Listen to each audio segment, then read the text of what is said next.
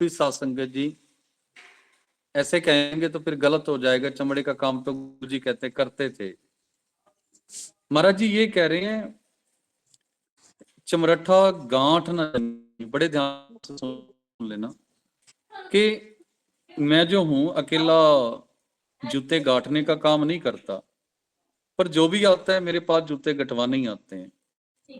पर जिस लिए मैंने जन्म लिया, जिस काम के लिए मैं निकला हूं, जिस लिए मैं गांव गांव जा रहा हूं, शहर शहर जा रहा हूं, वो काम कराने मेरे पास कोई बिरला ही आता है। कहने का भाव सात संगत जी, अब अंदर की बात सुनिए, इस शब्द के अंदर क्या है। हम क्या करते हैं जब किसी संत के पास जाते हैं, गुरु के पास जाते हैं, गुरु जी हमें बेटा चाहिए, बिजनेस चाहिए, पैसा चाहिए, अच्छी सेहत चाहिए, सब कुछ चाहिए। कोई बात नहीं, अच्छी बात है, गुरु से मांगना भी चाहिए। पर जो असल में मांगने वाली बात है, जिसके साथ सब कुछ आ जाए, वो कहते हैं ना जैसे एक के साथ ये चीज फ्री आ जाती है, तो गुरु जी भी कहते हैं सुख सागर। तो महाराज जी कहते हैं कि भाई मेरे पास सारे ना लोग गठावे पनही, मतलब जैसे जूते गठाने आते हैं, वैसे ही सत्संग में मेरे पास ऐसे लोग आते हैं जिनके घरों में समस्याएं हैं, बस वो समस्या सुलझाने आते हैं। और कोई ऐसा नहीं आता कि भाई जो कहे गुरु जी मुझे आप चाहिए, गुरु जी आपसे शब्द चाहिए, गुरु जी आपसे ज्ञान चाहिए। किसी को बेटा चाहिए, किसी को बेटे की शादी चाहिए, बिजनेस चाहिए, घर में सुख शांति चाहिए, पर जो असल खजाना है वो किसी को चाहिए ही नहीं, जहां से ये सब कुछ आ रहा है।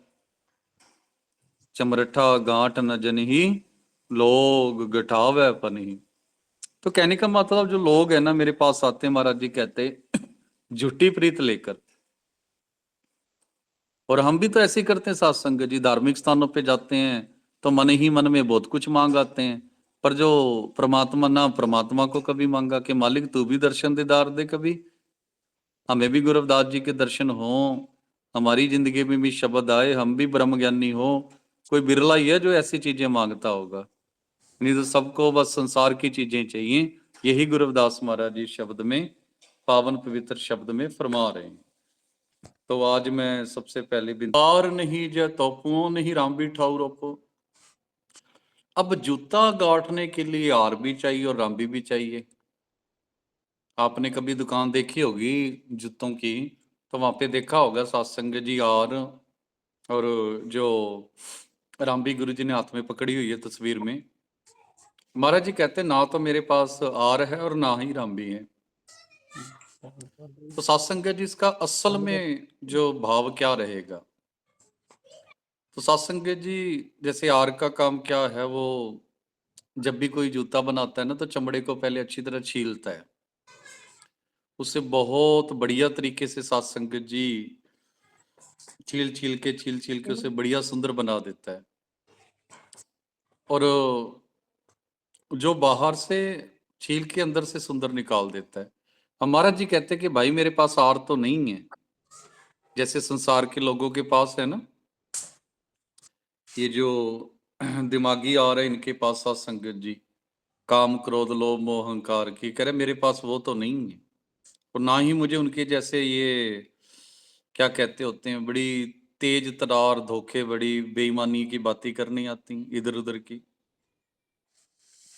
और ना ही मेरे पास कोई उल्टी सीधी बातें करने का समय है, ना ही मेरे पास मन में है कुछ।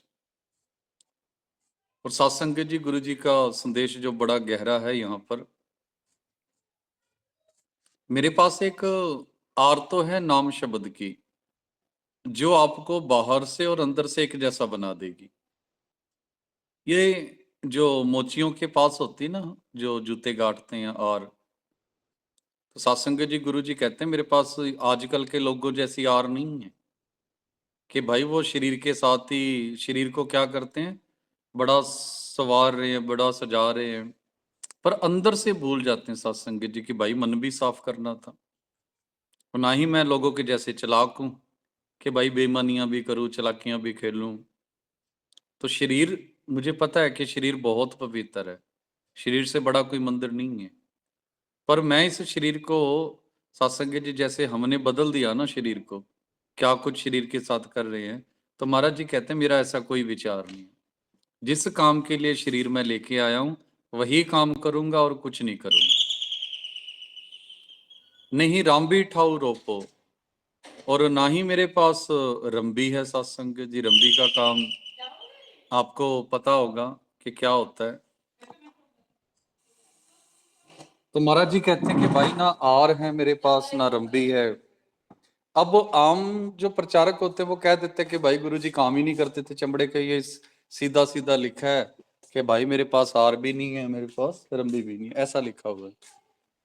पर गुरु रूपी प्यारी साध संगत जी, वाणी में ऐसी बातें हैं, क्योंकि गुरबाणी तो ब्रह्म ज्ञान, और ब्रह्म ज्ञान में ये थोड़ा बताएंगे मेरे पास ये चीजें नहीं है। क्योंकि जो गुरबाणी है ब्रह्म ज्ञान, उसका भावर तो बड़ा गहरा होता है ना।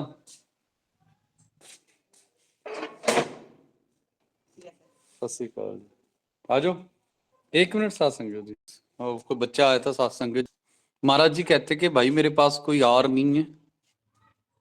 जैसे हमने साथ संगत जी झूठी प्रीत लगा रहे थे ना, झूठे टाके लगाने के लिए, क्या कहते हैं, सिलने के लिए। कोई ऐसी आर भी नहीं है कि भाई मैं ऐसी सिलाई करूं जो झूठी। मैं जोड़ तो रहा हूं, पर मेरे पास जोड़ने के लिए सिर्फ एक ही चीज है, और वो है साची प्रीत। महाराज जी कहते हैं ना, पूजू ना तोड़ ना पाती, पूजू ना देवा, सहज समाज करूं हर सेवा, साची प्रीत हम तुमसे हो जोरी। तो ये लोगों की तरह प्रीत नहीं है सत्संग जी। जैसे आपने देखा होगा आजकल जो प्रीतें लगा रखी हैं संसार में, सरकारी नौकरी है तो सरकारी वाला ही चाहिए, बेटी सरकारी तो जवाई भी सरकारी चाहिए, चाहे 6 महीने बाद तलाक हो जाए कोई चक्कर नहीं। और आजकल तो पता क्या है, कई रिश्ते ऐसे टूटे हैं सत्संगत जी कि जैसे हमारा घर है, लड़की का घर भी वैसे ही होना चाहिए।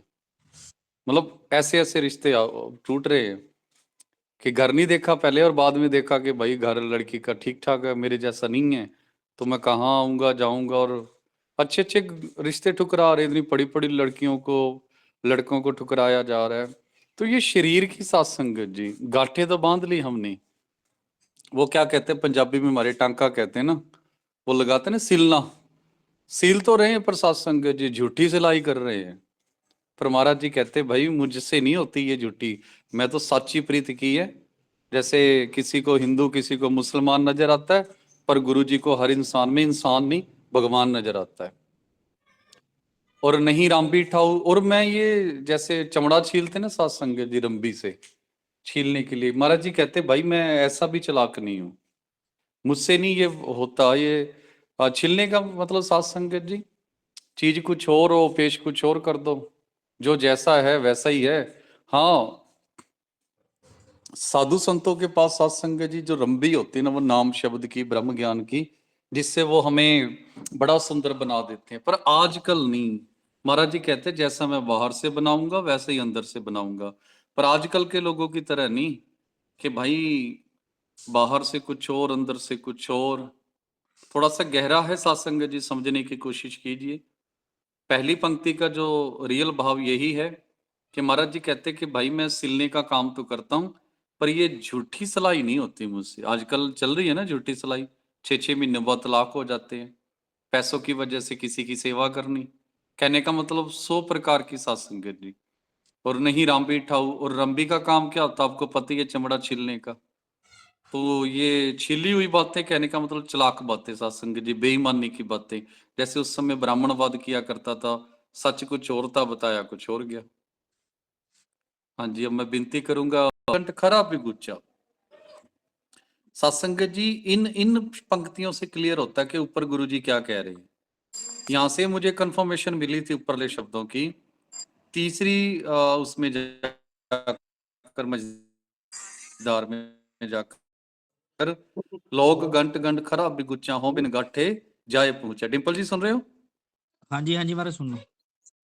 यहां से मुझे कंफर्म हुआ था कि ऊपर गुरु जी क्या कह रहे हैं। ये जो पंक्ति ना, लोग गंट गंट खरा बिगुचा, अब सारे लोग तो जूतियां गाड़ते ही नहीं। तो इस लाइन से मुझे मालिक ने कृपा की, गुरु रविदास महाराज जी ने, यहां से क्लियर हुआ कि ऊपर गुरु जी के विचार क्या है। तो जो लोग है ना सत्संग जी, लोग वो हाँ जी। शरीर की झूठी झूठी टांके लगाकर झूठी सिलाई कर कर खराब हो रहे हैं। कहने का मतलब वो, अभी जैसे किसी की शादी हो, उनके शरीर मिल गए, तन मिल गए, पर मन नहीं मिला। सत्संग जी लड़ाई झगड़ा क्लेश होगा। अब जैसे कोई पुलिस में हो, सत्संग जी, शरीर से और मन से, जैसे पुलिस वाला शरीर से सेवा कर रहा है पर मन में सत्संग जी करप्शन है। तो जैसे हमारे पंजाब में कितने बड़े ऑफिसर पकड़े गए हैं, तो ऐसे पकड़ा जाएगा एक दिन। तो महाराज जी कह रहे कि भाई शरीर के साथ नहीं जोड़ना। और सत्संग जी एक बहुत बड़ी बात यहाँ पर बता दूं, शरीर कभी गुरु नहीं होता। शायद आप इस बात से सहमत ना हो, क्योंकि सदगुरु कबीर महाराज जी का वचन है, कहो कबीर मैं सो गुरु पाया जाका नाम विवेक। ज्ञान गुरु होता है सत्संग जी, शरीर गुरु नहीं होता। क्योंकि जब किसी के पास ज्ञान आता है तो गुरु रूपी प्यारी सत्संग जी शरीर तो उसका वही होता है ना। कई ऐसे हैं जिनको लोग गालियां निकालते थे, पर जब वो ज्ञानी बन गए तो लोग उनका बड़ा आदर सत्कार करते हैं। तो फिर कीमत किसकी हुई सत्संग जी, शरीर की या ज्ञान की? सदगुरु कबीर महाराज जी भी यही उपदेश बकते हैं, कहो कबीर मैं सो गुरु पाया जाका नाम विवेक। मतलब आपका ज्ञान ही गुरु है। तो महाराज जी कहते हैं कि भाई सबने ना शरीर के साथ प्रीतें लगा रखी हैं सब। जैसे पहले कहा था ना कि साधु संतों के पास भी आएंगे, मेरा वीजा नहीं लग रहा, मुझे बाहर जाना है, मेरी नौकरी नहीं लग रही, मेरे बच्चे बीमार रहते हैं, सत्संग जी। पर गुरु जी का एक बड़ा सुंदर शब्द है जो हम अरदास में रोज पढ़ते हैं, सुख सागर। बस यही नहीं समझ पा रहे सत्संग जी।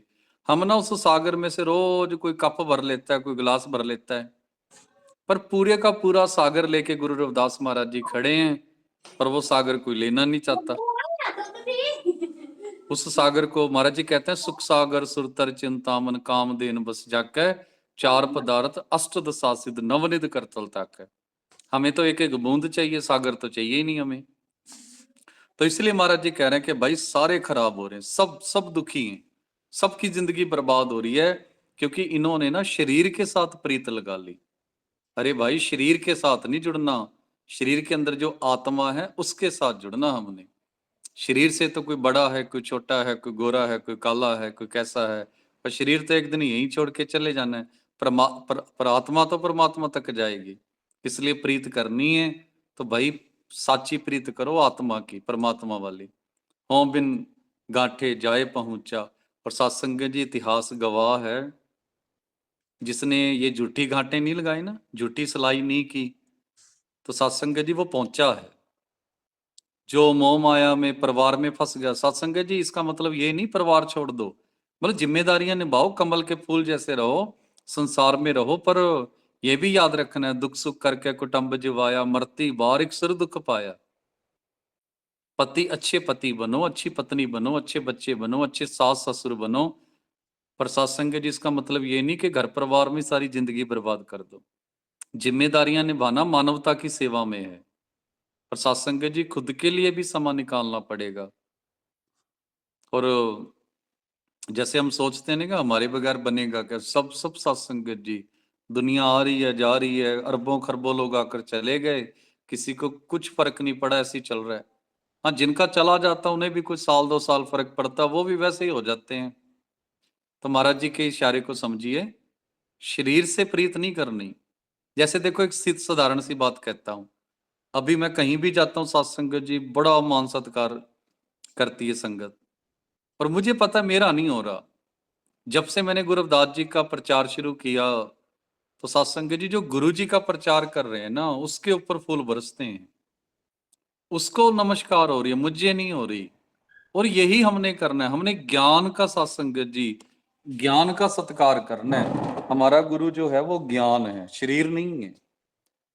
तो देखो अगर शरीर में से ज्ञान ना निकले तो हम उसे आम इंसान समझते हैं, आम इंसान ही समझते हैं, खास समझते नहीं।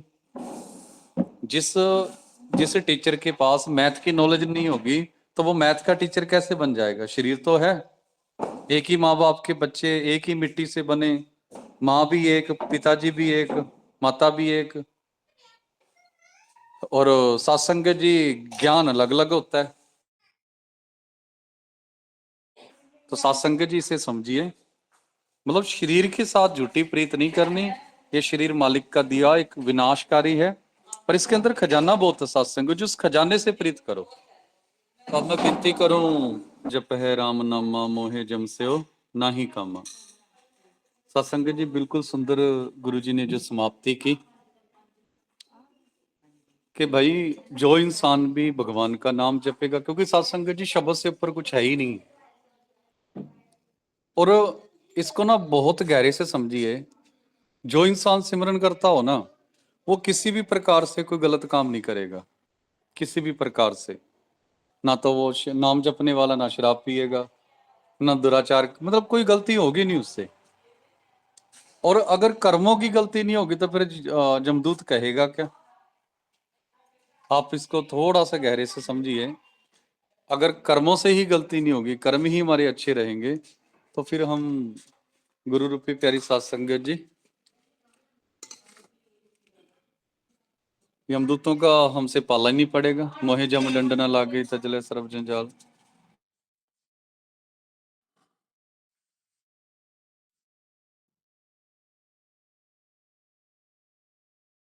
तो महाराज जी कह रहे मोहे जम से हो नहीं कामा।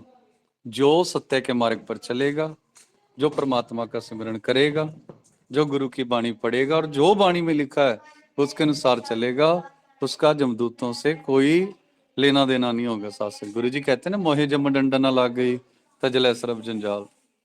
तो राम नाम जपिए और बुराइयों से बचिए, मानवता की सेवा करो, मालिक का सिमरन करो। सत्संग के जी जमदूत नजदीक आएंगे ही नहीं आपके।